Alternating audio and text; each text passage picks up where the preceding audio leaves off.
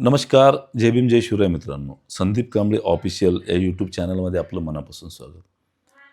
आता अतिशय महत्त्वाची हा व्हिडिओ आहे. हा व्हिडिओ जास्तीत जास्त शेअर करा जेणेकरून तुम्हा सगळ्यांना या संदर्भामधली माहिती मिळेल. 2023-24 मध्ये जो काही सेकंड टेस्ट झाली होती त्याच्यामध्ये 55-60 म्हणजे टी-ई-टी किंवा सी-टी-ई-टी जे 55 मार्क्स घेऊन उत्तीर्ण झाले शिक्षक पात्रता परीक्षा, त्या उमेदवारांना खुल्या गटाच्या जागा येताना त्या ठिकाणी निर्बंध घातण्यात आलेले नियमावली होती.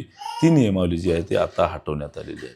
सुप्रीम कोर्टामध्ये असलेली याचिका, त्याचा निर्णय, नंतर मग त्याच्यामध्ये झालेली अवमान याचिका, त्या अनुषंगाने हा निर्णय जो आहे तो आता सूचना आलेली आहे, ती निर्णय रद्दबाहेर झालेली आहे.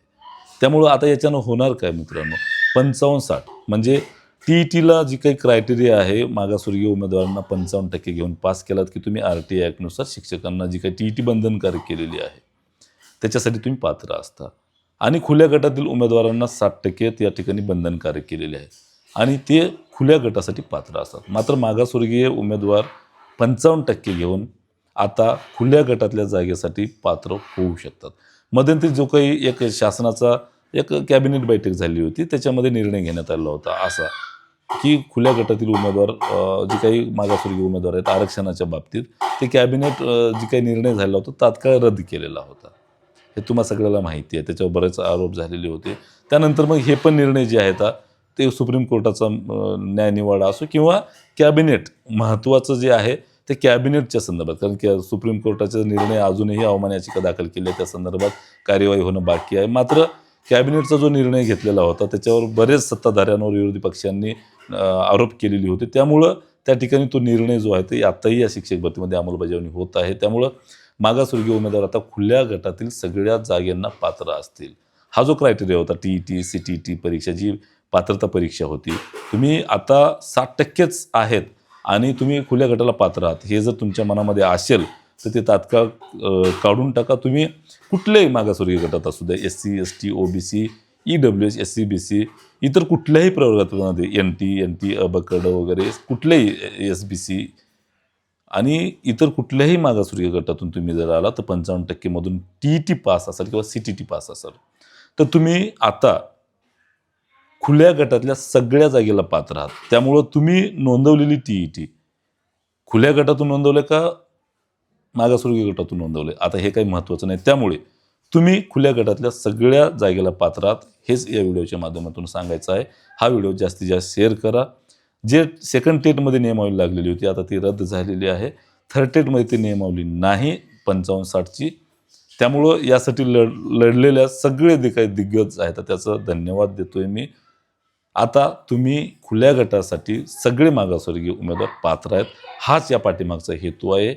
याच्यापेक्षा वेगळा हेतू नाही. त्यामुळं हा व्हिडिओ जास्तीत जास्त शेअर करा आणि तुम्ही प्राधान्यक्रम नोंदवत असताना, आता मर्यादित प्राधान्यक्रम आहे तुम्हाला माहिती आहे. हे प्राधान्यक्रम नोंदवत असताना खुल्या गटातील उमेदवार आता मागासवर्गीय उमेदवारसुद्धा खुल्या गटातील जागेला पात्र आहेत. त्यामुळं प्राधान्यक्रम नोंदवताना जर तो उमेदवार 1 ते 12वीला पात्र असेल तर हे प्राधान्यक्रम नोंदवताना तारेवरची कसरत जाईल तुम्हाला. त्यामुळं या संदर्भामध्ये योग्य मार्गदर्शन घेणं गरजेचं आहे. तुम्हाला सगळ्याला माहिती आहे महा टीचर प्ले स्टोअरवर जो काही ॲप आहे तिथे आपण या संदर्भामध्ये वैयक्तिक मार्गदर्शन करतोय. त्यामुळे ज्यांना कोणा तिथे जॉईन व्हायचं आहे त्यांनी या व्हिडिओच्या कमेंटमध्ये पहिली कमेंट असेल, लिंक पिन केलेली असेल, तिथे जाऊन तुम्ही तो ॲप इन्स्टॉल करा. ॲपची लिंक असेल आणि त्याच्यामध्ये जाऊन वैयक्तिक मार्गदर्शन जे आहे ते बॅचमध्ये दिलं जाते. दिवसभर बॅच सुरू आहे. आजपासून दिवसभर बॅच सुरू राहील. एकदा चालू झाली किमान 5-6 घंटे बॅच सुरू राहणार आहे. त्यामुळे तिथे तुम्हाला वैयक्तिक मार्गदर्शन मिळेल. जर तुम्ही अद्याप सबस्क्रिप्शन घेतलं नसेल किंवा ॲप जॉईन केलं नसेल तात्काळ जॉईन करा. विशेष करून मागासवर्गीय उमेदवारांनी तर मोठ्या प्रमाणात करावे, कारण 1 ते 12ला पात्र असलेला उमेदवार मागासवर्गीय गटातील उमेदवार जो आहे तो खुल्या गटासाठी पात्र असल्याने ते प्राधान्यक्रम 100च मर्यादा आहेत ते नोंदवत असताना तुम्हाला तारेवरची कसरत जाणार. त्यामुळं योग्य काय अयोग्य काय इथे भरती प्रक्रिया ही निर्णायक असणार आहे. मर्यादित प्राधान्यक्रम असल्यामुळं अघोषित जिल्हानिहाय भरती प्रक्रिया आहे.